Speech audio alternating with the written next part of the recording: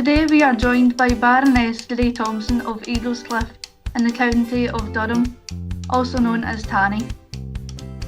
From the Paralympic to the House of Lords, Baroness Thompson has been part of many organisations across the country and has even been credited with a Pride of Britain award.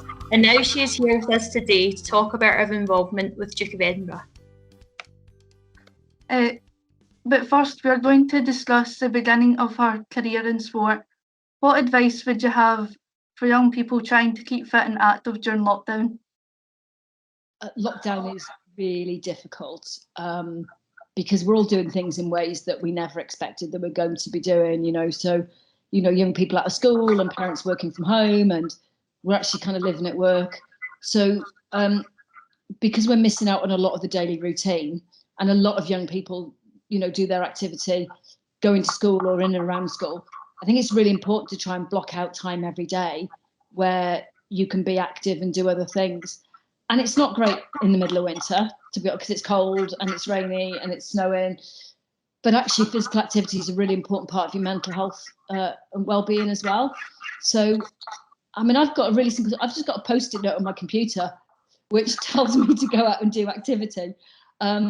And it's just simple things that make a difference. So I know definitely I feel better when I'm being active, and I work better and I sleep better. And it's important to maintain that, because at some point we are going to be allowed out and we'll be able to do more things. And actually, to live the life we want to be doing, we can't afford anyone to have dropped their physical activity levels. And I'd definitely say to everyone who is waiting to do the expedition, which I know there's tens of thousands of young people who are waiting to do that, it really helps the fitter you get in, you go into doing your expedition. So, it's a bit like in sport. The more you do now, the easier the expedition will be, or the more training you do now, the easier it is when you compete. So little bit and often, and it will mean the other stuff you do will be a lot more enjoyable. Yeah, absolutely, yes. The second question is, how do you keep a positive mindset when you're finding it tough? Oh, that's a really good question. What I found sort of pre-lockdown, I'd say I'm quite resilient and I'm very forward-thinking and I've got lots of energy. I think lockdown's been hard for just having energy to do stuff. And the other thing is that, so I work in Parliament in London, and to go and buy a bag of crisps in Parliament, I have to walk about 1.5 kilometres. And they don't judge you in the canteen, but you only buy one bag because you think they might judge you. Where in my house, it's about 2 meters away and I can eat 6 bags of crisps without anyone judging me, apart from my family complaining I've eaten them. So for me, I think what I found is maintaining a good diet. And because if I find things are hard, I kind of eat crisps. I love crisps. Those are the bits that I've found sort of difficult in terms of dealing with. So what I do is, actually for me, the activity is part of it. It's also just being really clear what times I'm going to work and not work, spending time with my family. I love reading, so just blocking out the day to do things. And my daughter was doing, well, she didn't do her A-levels last year, but she nearly did them. And, I kind of learned a lot from what she and how she was taught to kind of block out her time for revision and things like that, in terms of using that for myself. So it's not been easy, but we've got to look forward, because that's the way that we'll get through this. Yeah, no, absolutely. The third question would be, would you prefer to go into a race as a favourite or an underdog? These are good questions. Both are quite good, actually. So it's a really nice feeling where you suddenly do this performance which nobody expected, and everyone looks around and is like, ugh. So that happened to me my last year as a junior, where I'd never won a race. And my last race as a junior at national championships, I won, which, is great for a story if anyone did that on me. And that was a really exciting feeling, because I'd spent a lot of time training and working hard, and then suddenly looked at me. And it's kind of funny because everyone was like, oh, you're really good. We always knew you were good. Well, you never told me that. So that is nice. But then there is also something quite nice when you're on the start line, where people look at you and sort of go, oh, what's she going to do? And actually, it's much easier for me to see that in other people. So one of the athletes I've got a lot of time for is Dave Weir, and he won 4 gold medals in the London Paralympics. And he'd gone into the games, and you don't see this often in an athlete's career, where he pretty much could have won those races any way that he'd chosen, because everybody was looking at him. And what we always tried to teach, like, learn as an athlete, was you've got no automatic right to win. You just have to make smart decisions, or try and make smart decisions, which is quite hard when your heart rate's 195 beats a minute. But don't take anything for granted. And the other thing I think that's important in sport is don't leave anything in the, do everything you can in the race. If you think at that moment in time it's a good idea to try and break up the pack, do it. I mean, you learn that it might not be, but don't ever get to the end of the race and think, if only I tried a bit harder, or if only I'd done this. And sometimes with that comes victories, and sometimes when you make the wrong decision, it doesn't. But I think you learn from both those. You learn a lot about yourself as an individual by the things you do well, and the things that you later think that you can improve on. Because obviously you've been part of so many organisations like Sports Aid and the London Marathon, and as you said there, like, you've had your own experience with Duke of Edinburgh, and you've seen others that you love part of it. Is that why you want to be involved with Duke of Edinburgh now? It really is, because my sister's older than me, and I saw her do an expedition, and it was really hard for her. But when she completed it, this massive sense of achievement was amazing. So for me, I kind of looked at that and thought, and I was sort of quite heavily involved in sport by that point, and thinking, it's the same when you do a race, when you think you haven't got a chance of doing well, and you train really hard and you commit everything to it, and you push yourself beyond what you think is your ability. That is an amazing feeling. And then, when I became more successful as an athlete, I got to go to Gold Award presentations, and you meet all these amazing young people who've done incredible things with this huge variety of things.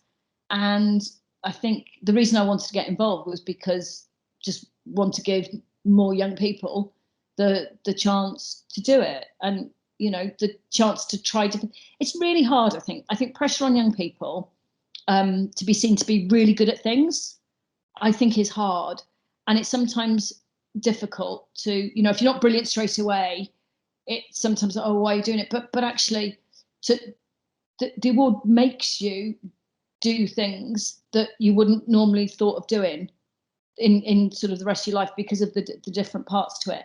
And I think it's just always good to be challenged on the things you do, because and it comes back to my personal experience. So wheelchair racing was one of the last sports I tried. A very sporty family, very sporty person. I tried pretty much every single sport before I got to wheelchair racing, and I'll be really honest, I thought it was a bit dull, because all you did was go around in circles. But it was only because I tried lots of other things and liked it or didn't like it, or didn't progress the way I wanted, that I got to wheelchair. I never would have tried wheelchair racing if I hadn't tried all those other things. And that's what I think the award gives young people. It gives you the chance, in like quite a safe place, to challenge yourself to do things differently. And I know, my daughter did her awards, and we had some quite funny conversations about the bits she enjoyed and the bits she didn't enjoy. And I know she found, particularly a silver expedition, she found really hard. But and some of the volunteering she was doing, she did different volunteering, which she would never have done if she hadn't have been doing it.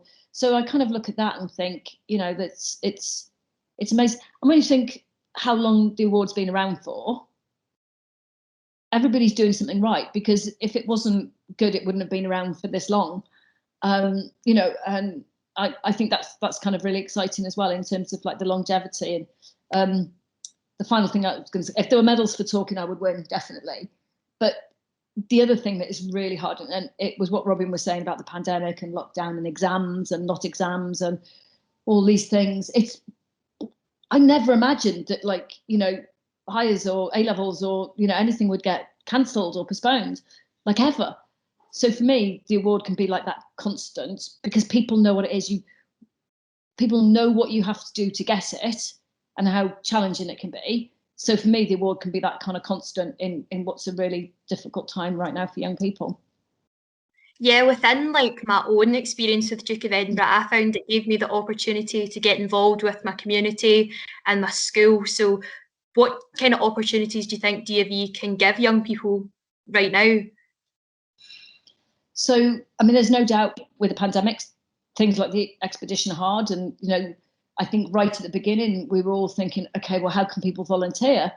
But actually, there's lots of different volunteering opportunities online. I think what the pandemic has been horrible and, really, really difficult. But also the way I like to think about things is what can we learn from the time that we've been through? And actually, what I've seen is a massive amount of creativity that it's made people think about a different way of doing the same thing that's not the kind of the usual route. So I think that is quite exciting about it. And I think for us as an award, it's how we can't forget some of that creativity and the different things that we've seen. And it's amazing to hear sort of the different stories from young people about what they've done differently and how they've enjoyed it and how they've kept going in what are sort of quite difficult times. So I think it's hard, but I think we can all learn a lot from where we've been. So you talk about creativity there. So what other qualities do you think DofE can help young people build? It's kind of resilience, problem solving, confidence, having to go and meet new people and talk to different people, with things like the residential. And, people look at me and think, because I make speeches in Parliament, think, I'm life and soul of the party and I can talk to them. And talking to you guys is great because it feels really lovely. But for me to go into a room full of people I don't know, I find really difficult to do, really, really difficult. So, and you think I'd be okay at that. And I practice and I make myself do it because that's the only way I can get better. So I think for me, it's those things that are really important. And actually what we really want as well, the one thing I haven't talked about is fun. What you kind of want is young people to have fun, have an experience, remember good bits, the challenging bits. And I know, talk about the expedition again. When my daughter did her gold, they did the thing when on the last night they dropped all their noodles on the floor and pretty much had to eat them out of the grass. And, and would she have done that before? No, she wouldn't. But they had to because they didn't have any other food and they had to do loads of problem stuff. So I think there are things, I think you might not always realize at the time all the things that you're learning and the things that you've got from it. And you might realize straight away. And some of it might take a bit more reflection. But what I kind of really want is that people have the chance to push beyond what they think their boundaries are and go beyond. It's really easy if everyone tells you you're not good at something or you shouldn't try it, you shouldn't do it. The award, I think, is really good at making people think about what they want to do, and young people think about it. So I think there's loads of really exciting things from it. Yeah, earlier on you talked about young girls in sport, and today's International Women's Day. So what changes have you seen in terms of movements for equality? That's another good question. So there has been a change. So I remember when I was your age being told that, girls shouldn't play sport or shouldn't be sporty or couldn't do this or couldn't do this or, as a girl, then you should be a secretary. I remember one teacher saying, that was the job, because that's what girls do. And I think there has been a massive movement in terms of, just thinking differently about that. And every time you hear about the first woman to, go into space or the first woman to do this work, that's exciting. But that's just like a stepping stone. So I do think there is still, some misogyny in society and, some people wanting to put girls and women down. But I think part of it is about young women finding the voice and, that collective of meeting other young women and just saying, no, we're not going to put up with this treatment anymore. So there have been positive changes, but in most companies, we still have an employment gap and a pay gap. And there's still lots and lots to do. But I'm quite excited by a lot of the young voices I hear that, just don't want to tolerate any of that behaviour going forward. So throughout lockdown, do you have any examples of women who have like inspired you? Oh gosh, yeah. So there's a yachtswoman called Tracy Edwards, and she captained. It's called Maiden, and first all-woman crew to do things. And she's been doing some really interesting things, kind of looking forward and looking beyond what doing. But about when we get out of this, and celebrating her previous work, but looking forward to be more inclusive. Lots of female athletes who've had to be quite creative about training and being able to keep going, because we don't know whether the Olympics and Paralympics are going to happen or not. We hope they do. I think I've met lots of young people trying to get through exams, and studying in a different way, and finding different ways to stay connected to their friends, which I think it's just always important to remember. Sometimes it's like little things and sometimes it's big things, but trying to look for the positive. So yeah, there's loads of people that have inspired me, because it doesn't matter who you are. People will go through ups and downs, and I think sometimes we all need to look at a few other people to say, okay, I think one of the things that's really interesting about where we are now is people are much more open and honest about how they feel, and if they're having a bad time or they're not having a bad time, or talking about how to get through it. I think some people I speak to are a bit better at asking for help. Previously it's like, I can't ask for help because I'm meant to be big and tough and strong. And actually some of those friendships are really good. What I do have to say in lockdown is what I've quite enjoyed is not having to wear suits and things, which I have to do in real life normally. And I can't remember the last time I put a pair of proper shoes on. And you're both all really smartly dressed in your uniform. But I was speaking at an event this week, and normally it would be, very smart in a business suit. And somebody said the dress code was smart casual. And I actually had a debate with myself whether an Ewok, which is a character on Star Wars, whether an Ewok jumper was suitable to wear to the meeting, which I decided actually wasn't. But, we would have never had those sort of thoughts before. And actually, I think what you realise is what's important. Actually, is what I wear to a meeting important? Well, yeah, it does have a bit of an impact on how people view me. But is it the most important thing? And I'm not sure some of those things are anymore. I think, we have to think about what's hopefully, I think when we move away from where we are now, people will value friendships and time at home, and look at things in a different way. So do you have a message that you would like to say to DofE Edinburgh participants and leaders? Yeah, keep going. Just we know it is really hard right now, and it's difficult, and people are weighing up lots of different sort of options in terms of what they do. But it is worth it in the end. It is worth it to go through, to finish the whole of your award, and to get that. And I think, to leaders and the people involved, you have the ability, and this, you have the ability to make a difference to young people's lives. And so that's why it's really important to kind of keep it fun and enjoyable, and learn from it. So also just want to say thank you, because of how hard it is. The commitment from people has been amazing. So thank you for staying committed, because we want more young people to have the chance to experience everything the award can give them. So yeah, good luck and enjoy it. And yeah, thank you, because it's tough at the moment.